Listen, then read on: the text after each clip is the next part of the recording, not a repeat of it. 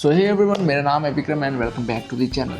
सो आज की इस वीडियो में हम देखेंगे ज़िंदान का चैप्टर 17। बट उससे पहले अगर तुमने पिछला चैप्टर नहीं देखा तो फटाफट से देख लो, क्योंकि इसके बिना इसका कोई फायदा नहीं है। एंड हाँ, इस चैनल को सब्सक्राइब कर लो, क्योंकि यहाँ पर मैं एनिमे, मूवीज और मांगा टाइप के कंटेंट डालता रहता हूँ। तो सब्सक्राइब कर देना, बेल आइकन प्रेस कर देना, सो दैट हमारे लेटेस्ट वीडियो की नोटिफिकेशन तुम तक आती रहे।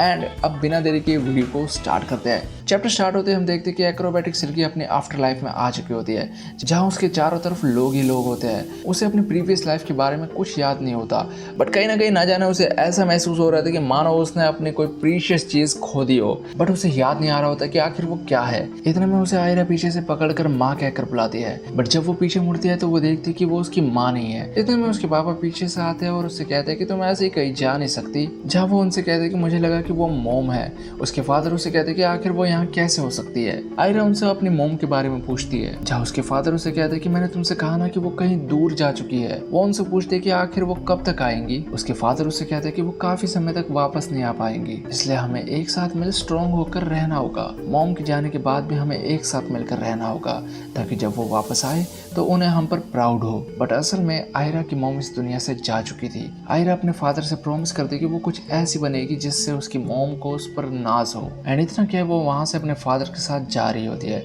जहाँ वो एक्रोबैटिक सिल्की को बाय कह रही होती है, क्योंकि आयरा को उसमें अपनी माँ नजर आती है। एंड ये सब देख एक्रोबैटिक सिल्की की आंखों से आंसू आ जाते हैं। यहाँ आयरा उसे अपनी बेटी की याद दिलाती है। उसे आयरा में अपनी बेटी नजर आती है, जिससे उसे लगता है कि वही आयरा की रियल मदर है। एक्रोबैटिक सिल्की उसे बताते हैं कि वो बस आयरा को प्रोटेक्ट करना चाहती थी, ताकि कभी भी कोई उसे हार्म ना पहुंचा सके। ये सब देख मोमो की आंखों में आंसू आ जाते हैं, वो इमोशनल हो जाती है, जिसे देख होकर उनको लगता है कि एक्रोबैटिक सिल्की ने उसके साथ कुछ किया होगा, इसलिए वो उस पर अटैक करने जा ही रहा होता है। बट पीछे से मोमो से रोक लेती है। एंड इतने में यहाँ पर आयरा में हलचल होती है, जहाँ उसमें अब फिर से जान आ चुके होते हैं। वहीं दूसरी तरफ हम एक्रोबैटिक सिल्की को देखते हैं, जो कि धीरे धीरे गायब हो रही होती है, क्योंकि अब उसका ऑरा आयरा के पास है, जिससे वो जिंदा हुई है। और बिना ऑरा के कोई भी जिंदा नहीं रह सकता। वो आयरा से माफी मांगती है। वो उससे कहती है कि मैंने कसम खाई थी कि मैं तुम्हें प्रोटेक्ट करूंगी, बट मैंने तुम्हें खुद ही नुकसान पहुंचाया। मैं तुम्हारे लिए कुछ नहीं बन पाई सिवाय एक मॉन्स्टर के, जो कि अपने इमोशन को भी कंट्रोल नहीं कर पाई। अब मैं ये सब खत्म कर रही हूँ। ये सब देख मोमो टर्बोग्राइन से पूछती है कि आखिर उसके साथ क्या हो रहा है,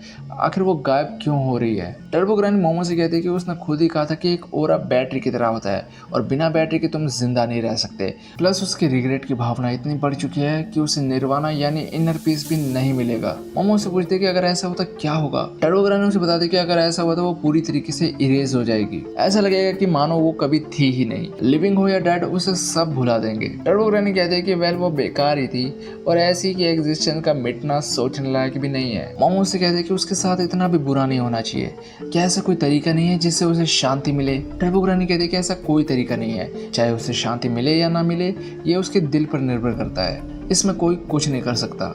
ये सुन मोमो की आंखों से आंसू आ जाते हैं, क्योंकि वो जानती है, उसने देखा कि उसकी जिंदगी कैसी रही। उसने अपनी बेटी खो दी, जो कि उसके लिए सब कुछ थी। एंड यहाँ एक्रोबैटिक सिल्की धीरे धीरे करके बिखर रही होती है। यहाँ वो आयरा से कहते हैं कि मैं तुम्हारे लिए अच्छे कपड़े खरीदना चाहती थी, काश मैंने तुम्हारे साथ और खेला होता, मुझे और मेहनत करनी चाहिए थी।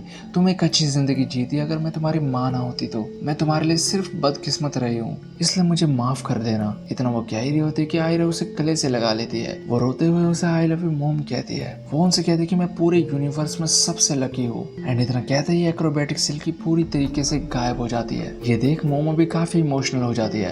आयरा उनसे कहती है कि मैं तुम्हें कभी नहीं भूलूंगी, ये मेरा वादा है। वहीं आयरा गॉड से प्रे करती है कि उन्हें दुख मत देना, उन्हें खुश रहने देना, ताकि वो एक अच्छी सी दुनिया में जा सके। एंड यहीं पर ये चैप्टर खत्म होता है। तो ये चैप्टर तुम्हें कैसा लगा और इसमें तुम्हारा फेवरेट पार्ट कौन सा है, कमेंट करके बताना। और ऐसी एनिमे रिलेटेड कंटेंट के लिए हमारे चैनल को सब्सक्राइब कर लो, बेल आइकन को प्रेस कर लो, सो दैट लेटेस्ट वीडियो की नोटिफिकेशन तुम तक पहुंचती रहे। बाकी मिलते हैं किसी अगले वीडियो में, तब तक के लिए stay tune and see you next time.